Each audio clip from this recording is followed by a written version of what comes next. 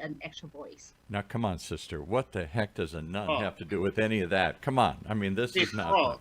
Yeah, Hey Paul, you got to share the screen. So, I got to share the screen. Oh yeah, let's get the sister up here. There we go. Oh my Let's get God. I'm afraid that's what Dr. Trent's going to show. let's get no, it's a share screen of us here, basically. yeah, Oh, let's get her on here. Let's do that. I'm sorry. It was a long night last night. We're broadcasting from our new live headquarters here in UC Irvine, and so we were up till 2 o'clock in the morning trying to make it all work here. wow. Yeah, so we're from UC Irvine. We're Paul's sitting at UC Irvine. I'm sitting in my office in Irvine. And Nice. yes, there you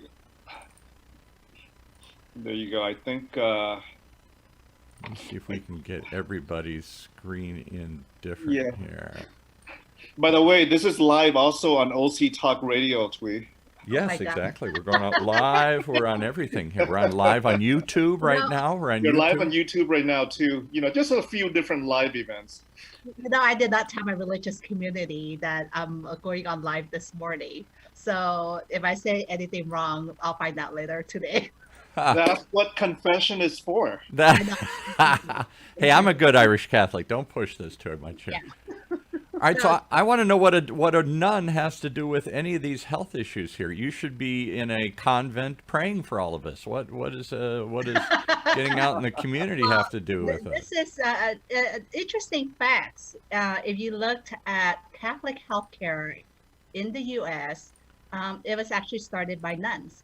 And when we think about Florence Nightingale, it's a 100 year of her birthday, right? Yeah, right. And she started nursing. So when you think about nurse and the nuns, we work hand in hand. And I'm just trying to figure out doctors.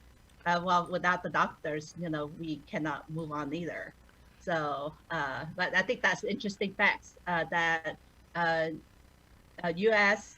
religious women have started Catholic healthcare. People often forget because I am Catholic and cradle That's to why I'm grave here Catholic. to refresh your To memory. refresh my memory, and so many healthcare systems, the Little Sisters of St. Joseph, or all these other sisters that took this upon themselves, because hospitals weren't around forever. There were no public hospitals. If you were poor, you didn't have anywhere to go. And so they started healthcare systems, which now have evolved into huge, huge hospital chains. But in many cases, I hate to say this, the nuns have been pushed out. Hey, Uh, Paul, yes. the screen is still dark. The screen is still dark. Why Yes, is you it? haven't shared screen. Why? So is it totally dark or is it? Yeah, just black. It's black. All right. But they can hear you. They can hear us, but they can't see. So Dr. Trinh, I think what would be interesting for the viewers, I would like to know. Yeah. I was thinking about this morning. You're like, do we have any nun and doctors joke? And so I say, um, we should have the audience kind of give us the dot dot dot, the doctor, the nurse, and the nun joke on the way to see a patient, and the nurse came into the patient's room Uh huh. and dot dot dot. So in my thinking, when you say if the nurse say to the patient, I have a nun come here to see you, there could be two ways. They might be so excited to see the nun, or they might think that this is the end of their life. The end of their life. I'm taking them to heaven. And so it Exactly. could be one or the other way. But it'll be interesting what other people come up with. Let me text them. Do you guys on Facebook have any Dr. Nun jokes? You can put it in the chat box. I don't know any Dr. Nun jokes. I actually don't know any Dr. Nun jokes. I have to come up with one here. Why Oh is my this? gosh. I figured that, if you say I have a nun coming into the room, I'm taking them to heaven. And so, So you're with the Sisters of St. Joseph, right? yes, yes. Wow. What? You would love this story. I share quite often. Yeah. In 1975, Dr. Trent, that was the fall of Vietnam, and my parents, they were refugees from Vietnam to the U.S., and they were sponsored by a family, it didn't work out. So the sisters of St. Joseph heard about my parents, my family's situation. So they Right. came to the Mojave Desert about 3 hours from here and Mm-hmm. assessed the situation. And they realized that they were in an unhealthy environment. And in the middle of the night, two sisters, Sister Rosemary and Sister Caritas, drove out and assessed the situation. And they said, "Oh no, we need to take them out of this place." Mm-hmm. So uh, I don't know how long after that, but in the middle of the night, these two sisters like kidnapped the family, my family, to back to the mother house. So my parents' first home was actually with the Sisters of Saint Joseph, Oh my goodness. and Wow. before I was born, and so. Um, 30 years later, I end up becoming one of them. And Wow. so I told, the sisters, sometimes it takes 30 years to see the fruit of your labor. And, so here I am, a sister of St. Joseph 30 years later. And Oh my 30, gosh. 30 minutes later, I finally got the picture up here. So there we go. All right. But I still don't get what a sister has to do with healthcare. I mean, other than nuns did start hospitals. Does your order still work in a hospital? Is that what your Yes, mission is? we're pretty engaged in healthcare. I think, the health and the well-being of the communities, right? And I think that there's a lot of, we're very attentive to the poor and the vulnerable in our communities, and who's their voice, who's advocating for those that don't have access to care. And so we are very embedded in healthcare because we want to be that voice for them and to make sure that as systems, we need to make money. On the other hand, our mission is to care for the poor and the vulnerable in the community, make sure that health is for all. So Can I? is Saint Joseph like is it supported by the Catholic Church, or how's it affiliated? Saint Joseph Hospital and then the Sisters of Saint Right, Joseph. that's what I What was is going to that? get at. Right. What's the affiliation? Well, we're one of the sponsors. So Okay. before the sisters manage everything, they back in the early days, right? They started healthcare, so they were the CEOs. They were like Wow. running the hospitals. They trained the nuns to become nurses, and so we have sisters that were in technology, radiology, and all these roles that back in the days that they did not have. St. Joseph Hospital, right in our backyard, right here in Orange. The Yeah. sisters built that hospital, so that shows Sisters you. built that hospital. Yes, Wow. yes. So they were teaching during the day, and in the evening they were out and they went to the hospital and started, shoving the hospital to build the hospital. So they're entrepreneurs and they're innovative and they care about the community and they want to serve the community. I love it.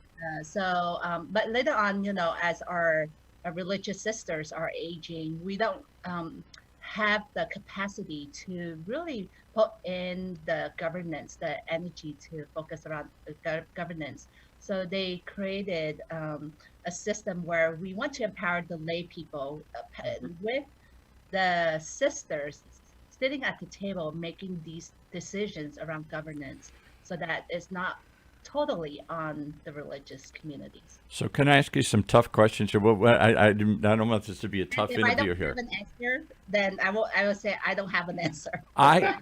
My late mother worked in hospice. That was her calling later in life. She took that on as her own personal crusade here. And this Yeah. is back in Michigan. This is 20 years ago, whatever, 30 years ago. And she's long since left the earth here. But back in Michigan, there was another St. Joseph's Hospital, again run by the Sisters of St. Joseph. And it was the biggest hospital in suburban Detroit, very well established, very well known hospital. And my mother, there were only, the nuns who had founded the hospital had dwindled. There were only, I don't know, half a dozen number or something. The order had shrunk so much that Yeah. they lived in the hospital somewhere up above. The convent was in the hospital somewhere, some floor they lived in. The half a dozen nuns that were still left. But they were really relegated to just kind of walking around the halls and saying, hi, how are you, and whatnot.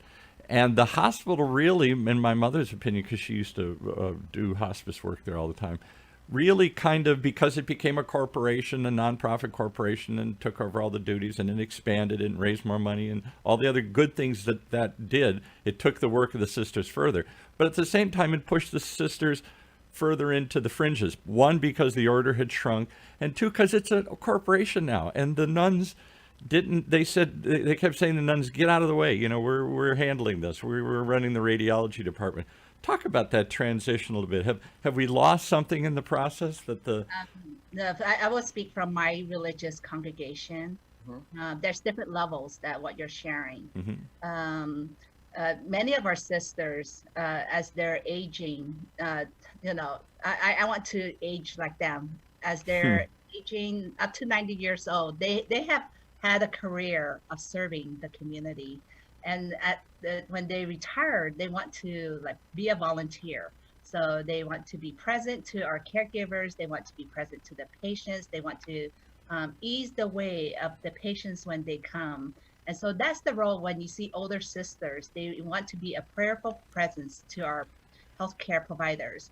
But on the governance side, I'm involved at Mission Hospital, for example.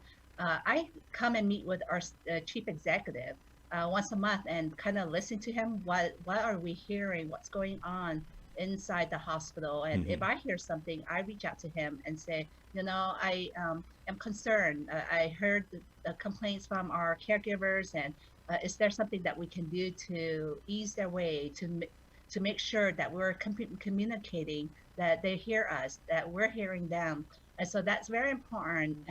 And we have sisters that serve on boards to make sure that as we focus on the budget, that we are also focusing on the mission. And that's our role, to ensure that we balance that. And do the hospitals listen? Because that was my mother's fear, is that as it turned into a corporation, as it was run by doctors and bean counters and accountants and whatnot, the sisters, not just because the order shrunk, not just because the hospital grew, but because the sisters were sort of excluded from those conferences. They sort of forgot what the whole purpose and there have been some criticisms of some Catholic hospitals that they sort of forgotten where they came from. They've forgotten the mission is to help and to comfort and whatnot, and now they're just a corporation out to maximize. Gee, we'll make more money because we'll open up a neonatal care, and there's a lot of money in that, as opposed to this, and it's all about the dollars. And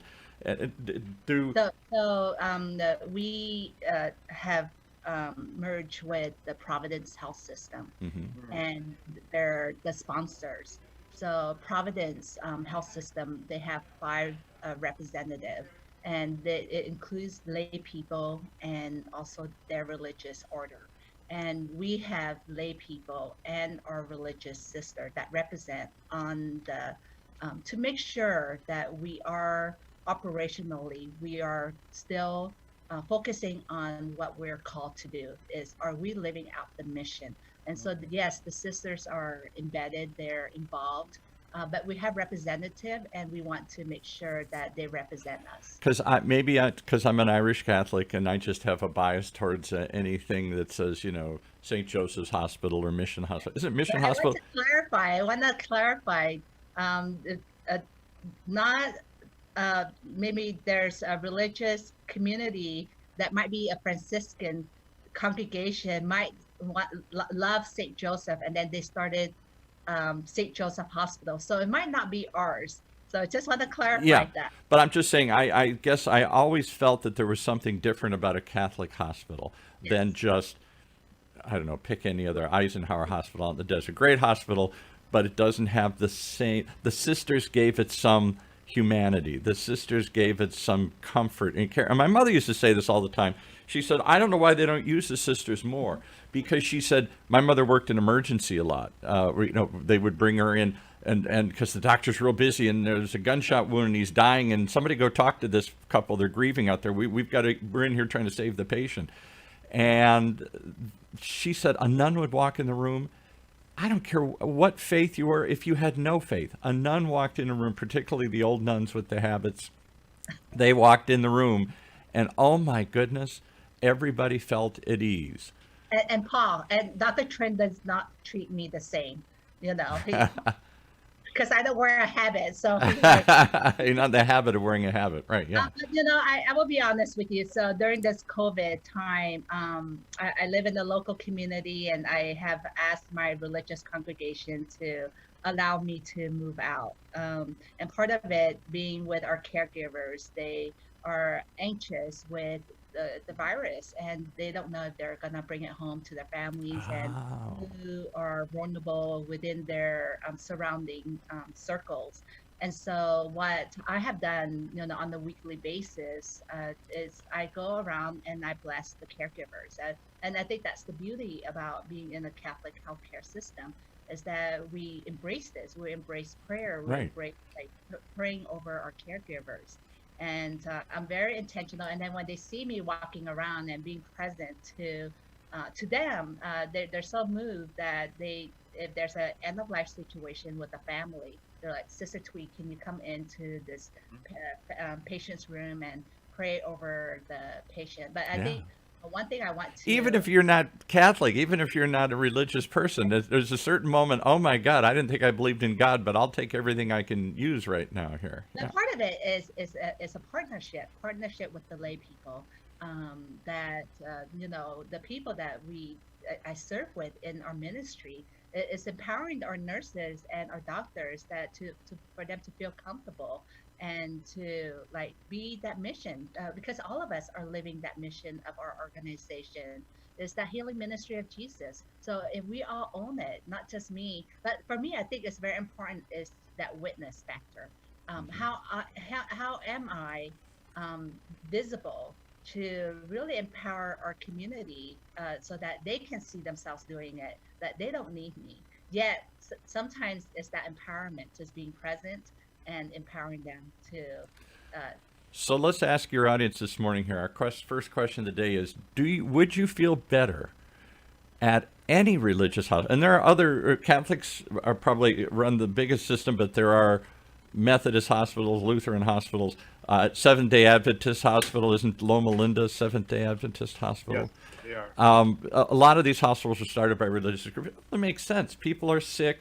People are dying potentially. Why not bring in a religious aspect into it? So would you feel, audience, better at a religiously affiliated hospital? Would you feel safer? Would you feel more cared for? Would you rather go, or doesn't it matter? If the doctor's there, you don't care I what I will goes be on. honest with you. I've been following Dr. Tran, and he's Catholic, but he works. I am. He's a Catholic like me. I didn't know that.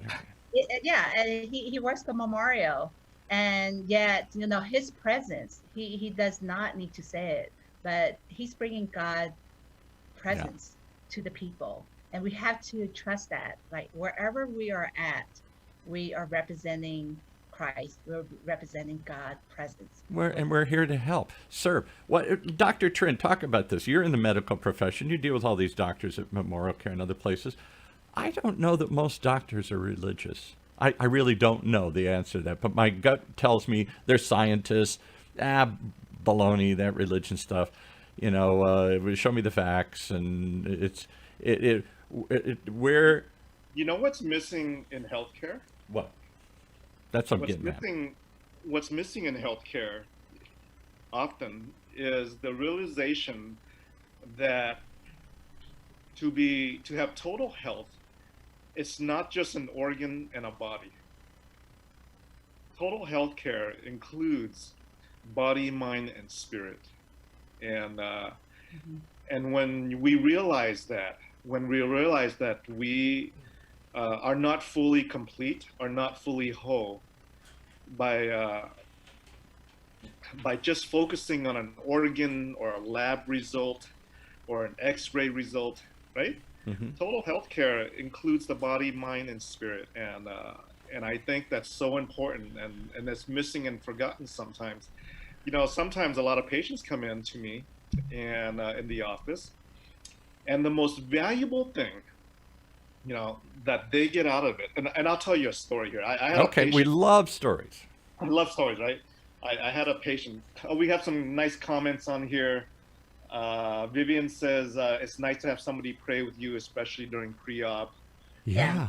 Nancy says, God bless all the nuns that passed on away from COVID in Michigan and New Jersey. Yes. Thanks for moving out. I totally understand your thinking. I'm a proud Catholic. We got a good number of proud Catholics on our chat Well, group. good. We don't talk up to Catholics are kind of, we don't say anything. We're not evangelicals. We're not out, I'm empowering you all to like speak.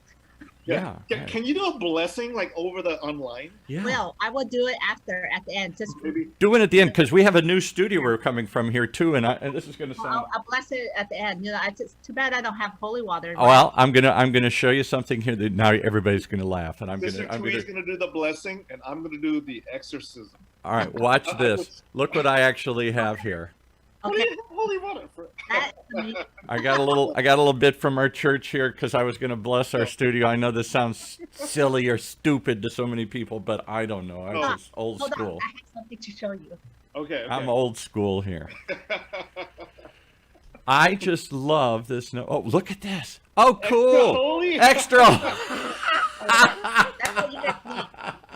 Extra holy. I need some of that, boy. I don't need the regular holy. I need extra holy right there. Oh. Everybody needs it, Well, people are sanitizing. I like sanitize with holy water. How cool is that? I love it. Can I add my keto supplements to it? So I can Yeah, get right. ketogenic stuff on here. But I agree with Dr. Tran regarding yes, we have to embrace science and what it offers is science. And the two are not in conflict. I mean, the Catholic Church for a long time has come to we're not killing Galileo because he's showing the holes on the moon anymore here. We're not trying to shut down. So I don't think the Catholic Church and most churches, I don't think, are anti-science that people assume. Yeah.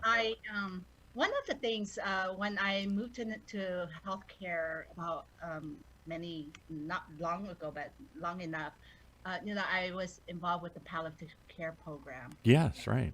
Really journey with people at end of life. Palliative meaning it's an old Greek word, or I think, and it means to comfort or take care of, or. It's right before hospice, and right. So when they're in this transition, for me, it's a gift of that transition because during this time, when I am invited to that space with the family, is it the patient that needs healing? And sometimes it's the healing with their relationship with God. They're at the end of life. Mm-hmm. And so is it what's going on inside of them? Is it their relationship with God? Is it the relationship with their loved ones? Is it their family that's in chaos? It's not them, but it's the family. Yeah. So then right. when you walk in, you're able to really pray with them and accompany them during this transition so that whoever it is, they really die a good death, that they're able to die a good death. Boy, that's what we all hope for. Death. I like that. Is that the samurai where they kill themselves? Oh, yeah. Die a good, honorable death. Like, or different. Okay, that's totally different. We don't do that stuff. No, but serious. In all seriousness, I think that is the line. That's the connection between science and religion. Religion picks up where science ends. We can't figure out at some point how to save you. We don't know what happens to you when you die. We have no answers. Science has no answer for some of those perplexing questions here. So at some point, the doctor says, I've done everything I can. Now you're going to go through this process, and I don't understand it any more than you, and I don't know what comes next. Maybe nothing, maybe something. And that's where the religious comes in and picks up where science can no longer explain. So there was this elder lady. She passed away, and this was a few years ago. She was in her 80s, and she had lung cancer, and she went through treatment. And doctors were at the end. They said there's nothing else we can do. We've hit our plateau. Right. And we are going to need to put you on hospice. So she searched me out, and so finally. And just to make sure, when you go on hospice, at that moment you stop seeing a doctor. you're done. The doctor doesn't come in anymore. They Doctor might told you. monitor you, but the idea of trying to try everything to save you is over. We're accepting that this is the end, and the doctor releases you from his care. He might still supervise it or be involved, but he's not actively trying to find a cure anymore here. Yeah, so she came to me and she says, Sister Tweet, I am so afraid to die. Yeah. And I don't know what to do. I'm And I had afraid to been die. away from God for a long time. Yeah. And so she's in her 80s, and how do you accompany? And the first thing I said, you are God's beloved because I love you and God loves you so much more. And what I can commit to is that I'm gonna journey with you every single day until you can no longer receive my phone call. So every night I will call her. And at that time she was living alone. So every night I will call her and say a prayer with her. And towards the end, she wrote a letter to our hospital. And she said, when I met Sister Twee, I was very broken. And at this moment, my heart is healed and I'm ready to be with God. Wow. She passed away peacefully. Wow. Wow. Well, that we could all be find a way to improve our relationship with God, with whatever we view comes next, and with the people around us. You know, this is the end. You got to say goodbye. There's a lot of things to be left and said, and too many people die with so many things left unsaid or unfinished or undone. But yeah, and part of it is what helps the people. They need to search for that. So that spirituality is so important. Maybe it's meditation. Maybe just going outside and enjoy the nature, going to the ocean, really see the sunset or the sunrise, whatever connects them to their own spiritual like healing. Right. I think that is so important. You know, you don't need to really go to inside a church if that's like brings them bad memories or something like that. Go somewhere that brings that healing to them, where they feel most of God's presence. That will heal We have them. a show on the network that I was a little hesitant to run because it's not our typical business show or even community show like this one, but it's called Church Hurts. And it's by a former evangelical minister. And he says, we've all got to realize that church, in whatever form, many of us have had a bad experience. Certainly in the Catholic Church, abuse and all this other crazy stuff I still can't wrap my head around. Or just were driven away or driven to feel that you don't belong, or driven to feel that you were different and you couldn't be saved or you're a sin. We've all had, somehow church has not been a helpful, healing thing for so many of us, and it's driven so many away from church. And how do you find consolation? How And do you you know find what? We have so many good people as well, Yeah. and we have to trust that. When I look at Dr. Trinh out in the community, serving, doing his mission work, you know, that visibility, that there are good people, especially during COVID. I reach out. There's 90% of the people I did not know, and I believe that's church. When it takes a whole village to help one center to get all of the things they need, the PPE, the expertise, whatever that we needed. And so I believe in seeing the goodness in the people that represent in the church as well. So let me ask another hard question. See if we can get a response. See if we can get the group riled up this morning here. I maintain that there used to be two choices. You either believe in God or you don't believe in God.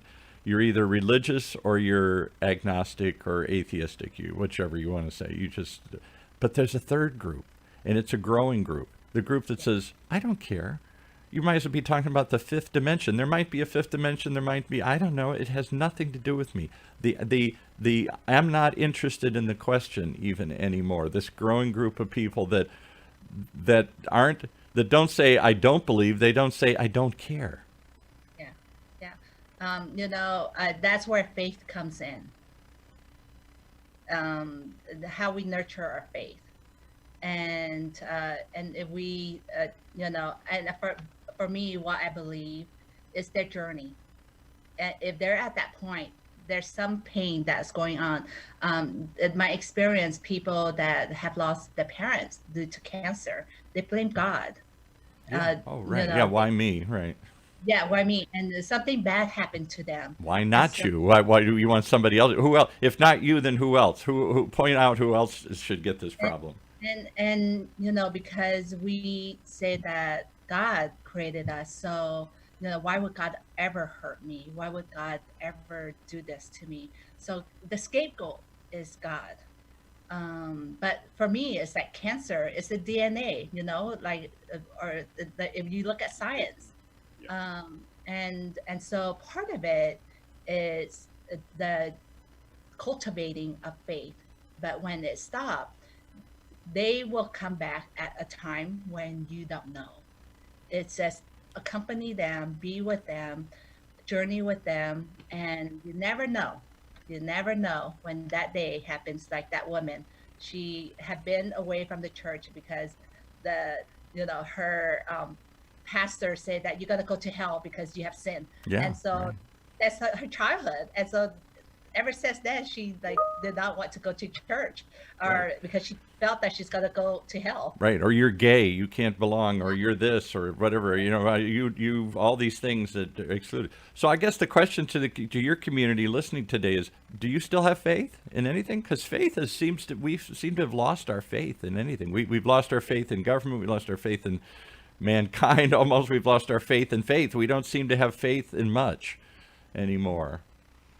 Have we lost our faith? Do all of you still have some faith of some kind?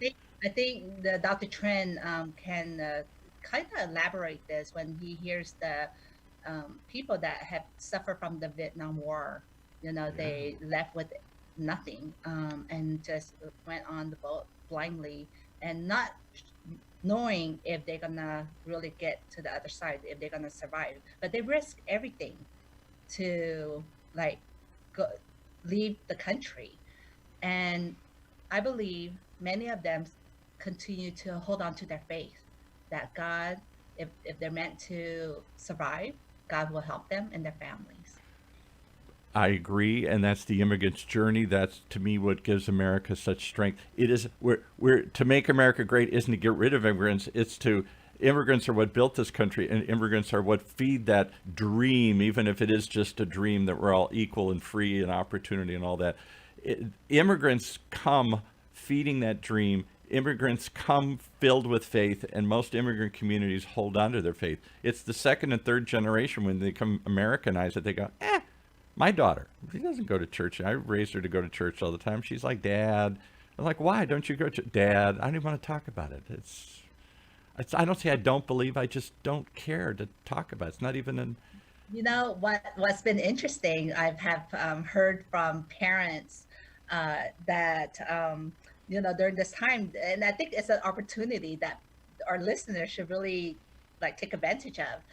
During this time, the kids are stuck at home, and so they cannot go out. And parents have taken advantage to eat dinner together, be a family together. And then I say, you know what? Start dinner with a prayer, and check in with your kids, see that how they are socially, and with courage. When if you're confident in yourself, you're able to bring up that faith question. But families that I've heard, they say, our kids normally they don't pray, but because of COVID and they're eating dinner, and so they invite them to pray, and they pray.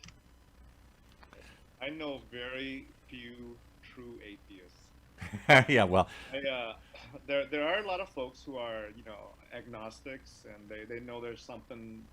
I think, and I pray with patients quite often. hmm, Those who are interested in prayer, because I believe, and I tell this to those in the ministry all the time. What I do as a physician, I can extend your life maybe a few extra years, hmm, right? I can get you from maybe 75 to 80, maybe from 80 to 85. I can extend your life a few extra years. So, so what I can do can affect you physically for a few years. But from a spiritual perspective, what you can do, what Sister Twee can do, what a pastor or a minister or, can do, can affect someone eternally. Because I believe that life goes beyond death. And so, to someone who's in the work of ministry, your work is so much more important than the work of a physician who's going to extend your life for a few years. Yeah, right. And healing isn't just physical healing, right? It's so much more important, guys, for us to improve your lab results, your cholesterol level, whatever it is, right? It's so much more important to have that emotional and spiritual healing. Look at some of the comments though in your thing here. When I asked that out, a few people said yes, I believe in God, but a lot of people said, I believe in good. Well, okay, that's good, and I believe in myself, and we're all taught that's an American virtue and positive virtue. Yes. I applaud all of that, but I have to believe there's something greater than me, or I couldn't go on. That's just me. If we're just ants and we're mindlessly going on, and then at the end we get stepped on and it's over, then step on it now and get it over with. Somehow I got to feel like. Why do we even exist, right? What is our purpose? Right. Well, I think to know our vocation is very important. Yes. Why we minister is to serve. We're called. If we truly know our purpose, why we're called to do what we do, then we call and we serve it with joy because there's a purpose. Like Dr. Tran, he's a doctor, but he's called to be a doctor, and he served that. And like you, Paul, you're doing radio. I'm a talker. He's a healer, right? Yeah. Yeah. And I'm here to heal both of you. We need it, sister. Extra holy. I need that extra holy. So what called you to be a nun? Because will there be nuns in my grandson? My grandson's 5. Will he know what a nun is when he grows up? Because I wonder if that whole idea of being in selfless service to others, poverty, chastity, charity, all those things that nuns take on, that seems so passé, so old school, so out of vogue, so unpopular. And the numbers prove it. The nuns are declining rapidly in numbers who are aging. Yeah, but it was a time in the history where there was a rapid religious entrance. But you look now, I'm part of an organization, they're called Giving Voice. And so you look up Giving Voice Sisters, and we're nationally Sisters Under 50. And the changes of the sisters are changing. We're women from different ethnicities that are entering the religious community. And so women are still responding to the call. It's not the same way that we used to have this influx of sisters that enter. But when you think about the early foundations of these religious communities, there were very few of them. Yes, right. There were a handful of followers of whoever the nun. Yeah. Jesus had 12, and he had a bunch of followers, and so. Right. Yeah. Jesus only had 12. I think he had 12. Yeah, when he started with last time, and he lost one. He lost one quickly here. Yeah, but we had to trust in the people. For me, how are we a witness of the gospel to those that we serve? And do we serve it with joy and humility? So talk about your journey, your calling. Were your parents excited? Let me back up. In most Catholic families were large because we didn't believe in birth control, so we had 5, 6, 7, 8 kids. Irish Catholic, Vietnamese, whatnot. That doesn't happen anymore. But and so the idea was you almost gave one to God. Here I got 6 kids. All right, you Sally, you Joey. I'm going to give one to God. Thanks. I always thought that I got to marry. I always thought that I would marry somebody that I love, that I can sacrifice my life. Humanly, right? Right. The blessing for me at a young age, since I was in my teens, I started going on silent retreats, and that's the time that I really intentionally. It was just a weekend, and then 4 days, 5 days, and then it became a whole week of total silence with God. How do we listen to God? How do we know that God is like speaking to us in this silent, sacred silence? And And it's that's hard to. hard because I so many times I envy evangelicals and say, well, God spoke to me last night. I don't know that God's ever spoken to me. I've listened, I've asked, but I don't know that I've heard the little, you try and get a feeling, you try and discern, you try and say, am I on the right path here? So, I so think I was I loved somebody for a long time, and one day I saw that he was in love with somebody else, Ooh, and that at that time I told God, I said, I've always imagined this person would be my husband one day, but obviously he's in love with somebody else, and so I'm open. I'm open to be married. I am open to be a religious sister, and I'm open to being single. So wherever you want. And so I went on a 7 days of silence and allow myself to be very open to the gospel, because that is God's word, sacred words, right? And really allow God to like um, guide me and listen to the Spirit leading me to hear. So during the retreat, I heard God's calling. I was freaking out yeah, right. No, because I have all these plans. what's it like? Is it a voice in the darkness that speaks that says Twee, this is there's a burning bush in the corner or something No, here? the thing is, for me, the best description is when you're in love with somebody. When you're in love with somebody, your heart speaks, and your heart like moves you the way that you never imagined it to move. And so, how do you know that you're in love with somebody? Your heart Yeah, tells you right. that you're in love with somebody. And so, for me, that love from God was so strong, as if I had fallen in love with somebody, Wow. that I was willing to really move my life. Because for me, I have plans. I have plans of how I want to see my future. I have like set up. Right. I have. I want power. I want prestige, and God is calling me to a whole different life where I'm like, oh no. No prestige, no money there. Yeah, right. You're not and gonna. and and not, I did not know many religious, in the sense that my friends were not religious. So No. to enter into this journey blindly. So I when I felt the calling, and I said, I think part of it for me, because I've fallen in love before I entered the community. And there's a difference when the guys that I have been in relationship with, it was more of how are they going to make me happy, Mm. and it was just for me to make me happy. And when I felt God's love, I became selfless, and that's the calling.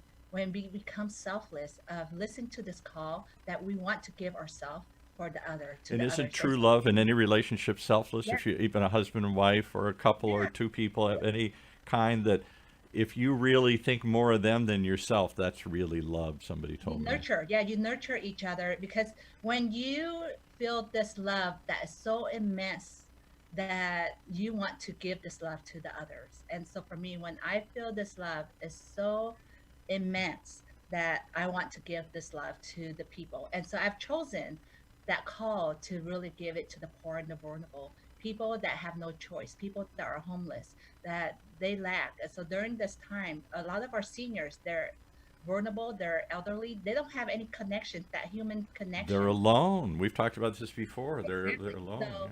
while others are at home, like we can choose to just think about ourselves, but when we really think about community, we think about our community that are suffering, then we want to be selfless. And so listening to God's call, I have chosen that response, to be selfless, instead of thinking about myself, because of course these guys, they made me happy, but it did not fulfill me, because I needed to feel that love where I, in return, want to give away the love as well.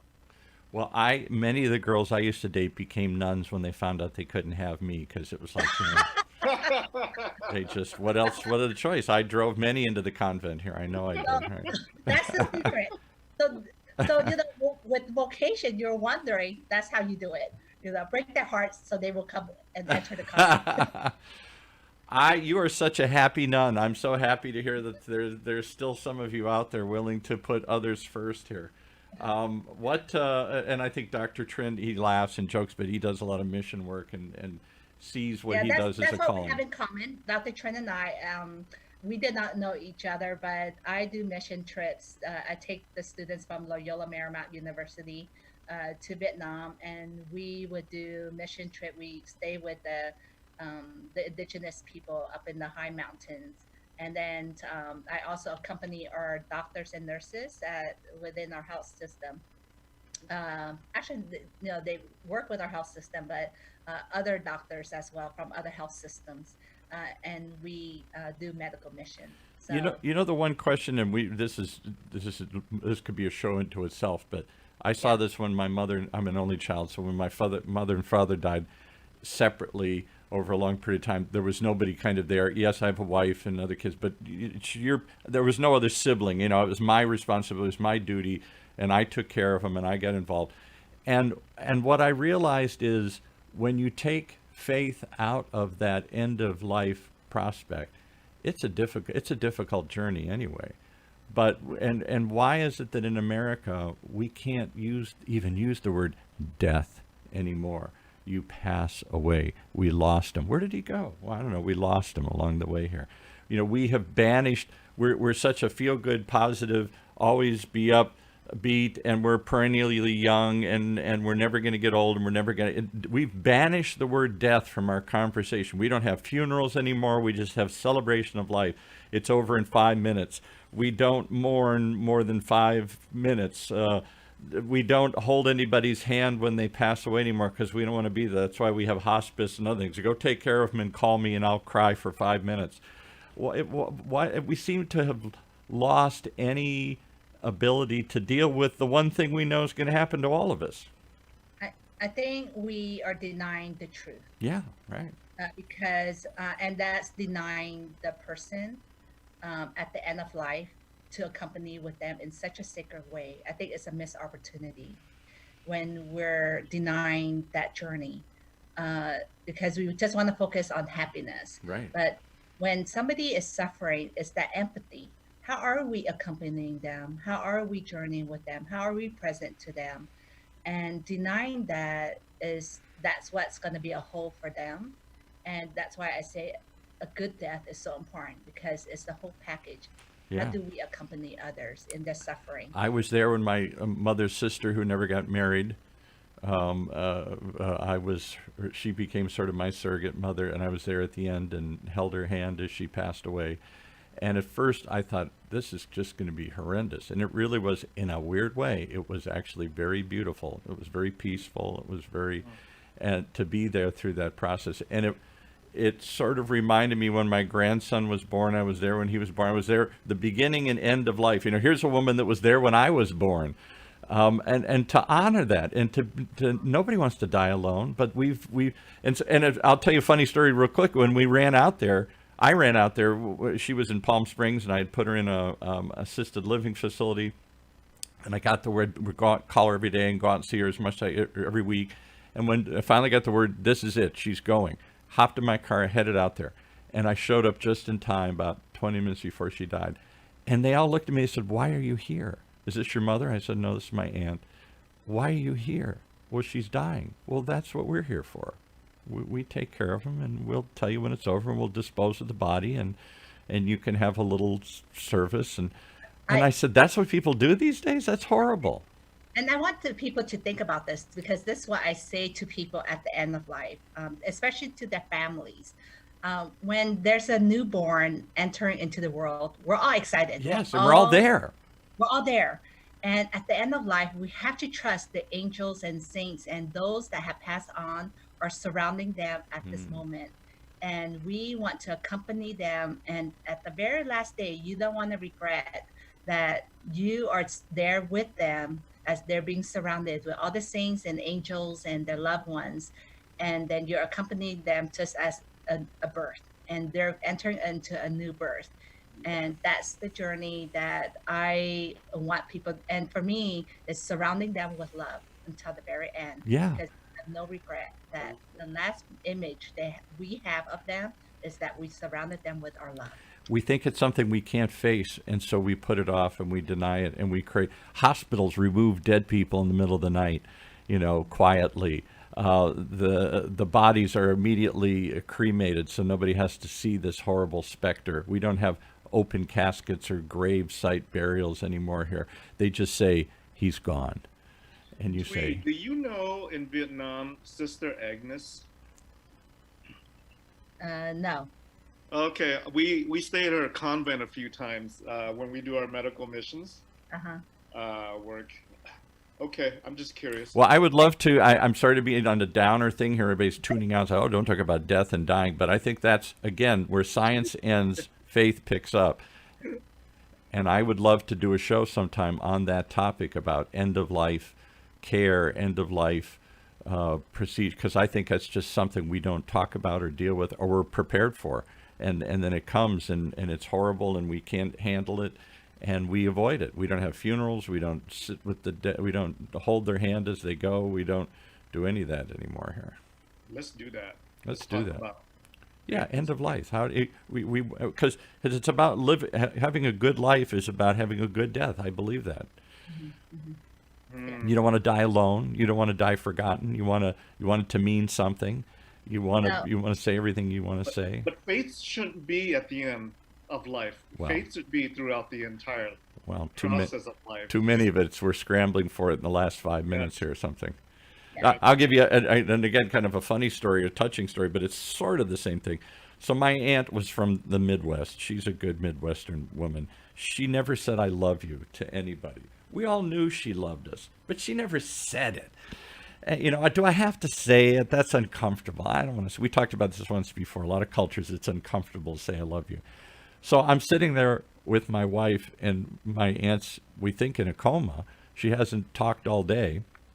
I'm there. She's passing away. And I'm tears in my eyes, look at my wife. I say, it would have been nice to hear her say once in her life, I love you. I knew she loved me, but I never heard. Now, I'm just talking next to her as if she's already dead. I'm thinking, she's in a coma. And she hadn't talked all day. And all of a sudden she starts mumbling, and I'm like, oh my God, she's speaking. What is it? And I lean in, she says, I love you. And those are the last words she spoke on earth. I get choked up, like, oh my God, but I had to wait the last second. It's like a movie. And so, like what you said, the whole entire life, she never said, I love you. Right, never. Until that very second. And that's what I want people to remember, the faith journey, that sometimes it takes until the very last minute, that very last second.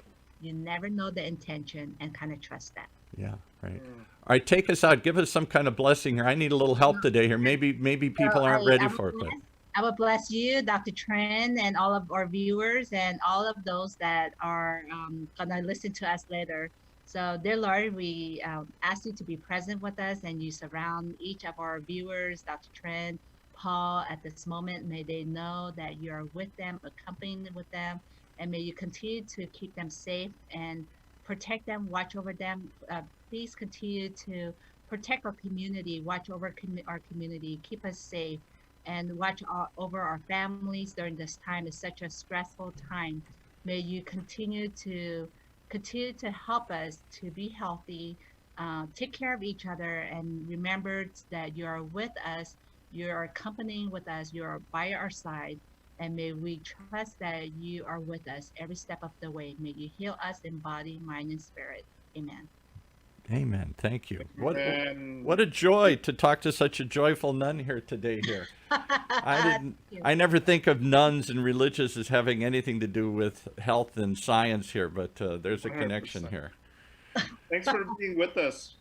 I still didn't have a chance to do any nun jokes. Yeah, well, we'll build those up for next. I want to come back though and talk about end of life, because I think that's a big topic nobody talks about, and we're not prepared for here. We will. Okay, thanks so much.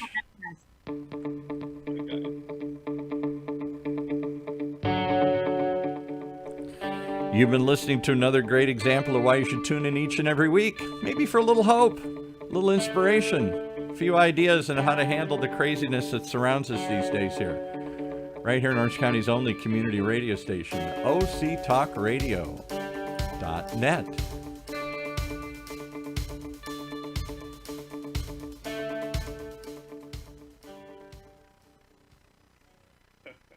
She's awesome. She is. What a joy. Yeah, to find. I would like to have her come back and talk sometime about the end of life, because I think Do it. that's Let's a do it. that's a hot topic for me, having gone through it a couple times with mom and Oh, dad, very hot. and nobody wants to deal with it. Nobody wants to hear about it, plan for it, focus on it. Just make it disappear.